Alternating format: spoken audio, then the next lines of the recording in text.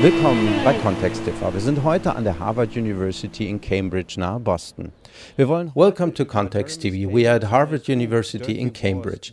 Today we want to talk about Jeremy Scahill's latest book, Dirty Wars, The World is a Battlefield, that was just released in the US. Jeremy Scahill is national security correspondent of The Nation and author of the New York Times best-selling book Blackwater, The Rise of the World's Most Powerful Mercenary Army.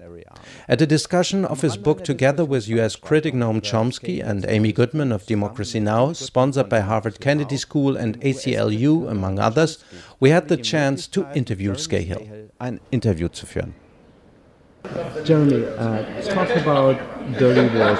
What makes them so different in comparison to normal or regular wars? Right. Well, you know, the concept of dirty wars is that the President of the United States, Barack Obama, who's a constitutional lawyer by trade, has really tried to present his drone wars and his use of special operations forces as a cleaner, smarter form of waging war. And sort of tries to juxtapose his way of war with what happened during the Bush era with the invasion and occupation of Iraq and the initial invasion and occupation of Afghanistan. And there really is no such thing as a clean war. And I think that what we're seeing is a window into the future of warfare, where you're not going to see big conventional armies invading other countries. You're going to see lower intensity conflicts around the world where you have a combination of mercenaries, special operations forces, covert actions from intelligence agencies, cruise missiles, being the sort of way that war is waged. And I think that this is, in many ways, a very old story. But what is new about it is that the technology is so advanced now compared to, World War II or even the Vietnam War. The idea that you have robotic warfare, that you don't have to have pilots inside of the planes when they fly in to bomb a country, I think raises some very important questions about the ability of powerful nation states to wage wars against insurgents or their own population. So, I don't think that there's ever much new in war except the technology. But I do think that the trend we're going to see is away from bigger scale military deployments and into sort of multifaceted covert actions. How do these covert operations work? Well, the United States government has multiple entities available to it to use in covert actions. The CIA has a paramilitary division called the Special Activities Division, and those commandos can either be borrowed from the military or they're in-house CIA commandos, and they can operate in countries where the U.S. will have deniability. And so they can engage in an operation to track down and assassinate someone, and the U.S. will never own responsibility for that action. And there are very few people in the U.S. government or in the Congress that will be briefed on those operations.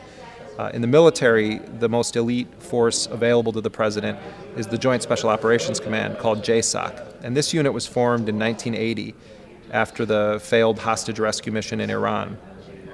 And for much of its existence, it sort of existed in the shadows. It was whispered about in the halls of the Pentagon.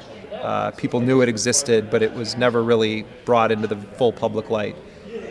What we now know is that after 9/11, this force was empowered in an unprecedented way and given carte blanche to declare the world a battlefield. And these are the most sophisticated elite forces in the U.S., and they don't report through the conventional chain of command. It is effectively the President's private army. And these forces are used for everything from taking down pirates that seize a U.S. vessel to killing Osama bin Laden, to setting up acts of sabotage or assassination in a variety of countries around the world. And so you have two major forces that are available to the President to be used when you don't want anyone to know your action. And when it's convenient to those in power, they'll leak word of it, and they'll give you every detail, including the name of the dog and the raid and all that stuff. But when actions go wrong, then you have a situation where, hey, you guys, sorry. Yeah. So when the operations go off as they wanted them to, like the Osama bin Laden raid, they'll leak every detail of it, including the name of the dog, the kind of weapon that they use. When they go wrong, like one of the stories that we tell about a night raid where some pregnant women were killed and they tried to cover it up, then it's all hushed and pushed aside. So I think that we as Americans, but also people in the world, only know a tiny fraction of what these forces are doing in these dirty wars. What about the victims? In your book, there are two figures very prominently said they are Americans. What happened to them? Right. Well, after 9/11, the U.S. developed the concept of a kill list. And originally there was between 7 and 24 people on the kill list, and most of them were identified as leaders of al-Qaeda, Osama bin Laden, Ayman al-Zawahiri, publicly known figures. And so the hunt began for those people. And over the years, the kill list has expanded.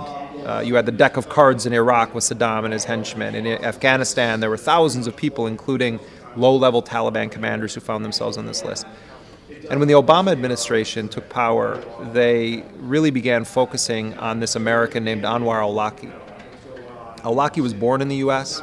He had been an imam at a very big mosque in Virginia after 9/11, was viewed as a moderate guy. He condemned the 9/11 attacks, and he was often on American television or radio. And when the wars started to spread, he became more and more radical, started speaking out against the wars, eventually left the United States, went back to Yemen, and then he started preaching on the internet and writing a blog where he was openly calling for attacks on U.S. soldiers and calling for armed jihad. And eventually the U.S. had him put in prison for about 1.5 years in Yemen, which further radicalized him. And then they started a manhunt for him when he was released from prison and went underground. And in September of 2011, September 30th, 2011, President Obama authorized an operation to kill Anwar al-Awlaki, this American citizen. He hadn't been charged with a crime. No evidence had been presented against him publicly. He hadn't been indicted. And yet he was killed in this drone strike alongside another American citizen named Samir Khan, who was basically like a propagandist. He was a guy who was the editor-in-chief of this newspaper, this magazine that al-Qaeda in the Arabian Peninsula put out called Inspire. So these two guys were driving their Jeep, they get killed. And after their killings, in the U.S., the reaction sort of fell into two camps. One was just silence, saying nothing, and then the other was celebrating it as a great victory, taking out this big terrorist. Well, what many Americans don't know is that when the U.S. was hunting al-Awlaki, at the very end, al-Awlaki's teenage son, a 16-year-old kid named Abdulrahman, hadn't seen his dad in years, was living with his grandparents in Sana'a, was a very normal kid who had a big head of hair that his grandfather always wanted him to cut, liked hip-hop music and hanging out with his friends in the square when the revolution was happening in Yemen during the Arab Spring. And this kid basically, like a lot of kids who would be in that situation, missed his father and wanted to see him, and of course his family didn't want him to do that, but he snuck out of the family kitchen window very early in the morning one day after he had just turned 16, got on a bus in Bab el Yemen in the old city in Sana'a, and he took that bus to the province of Shebwa in Yemen, where his family's tribe is from, and where the U.S. had done repeated drone strikes to try to kill his dad, and his plan was to try to hook up with his father. Well, soon after he got there, his dad was killed somewhere nowhere near Shebwa. He was killed in the north of Yemen. And so Abdulrahman's family asked him to come home, and his grandmother called him and said, it's finished, your dad is dead, it's over, you have to come home. He said, I'll try, but the roads are blocked because of the fighting and the revolution, but I'll come home as soon as I can. Anyway, long story short, the kid's out one night with his relatives, his cousins in that area, they're teenagers also, and they're sitting in this outdoor restaurant, and about 9 o'clock a drone appears in the sky over them and launches a missile and blows this kid up with his teenage cousins. And the Obama administration has never explained who the target of that strike was, why that young man was killed, and has not provided any answers whatsoever. In the aftermath of his killing, a U.S. military official leaked anonymously a report to the newspapers here that he was 21 years old, and then the family produced his birth certificate from the state of Colorado showing he was 16 years old. And they said he was meeting with an al-Qaeda propagandist who was killed in the strike. Well, then it turns out that guy isn't dead.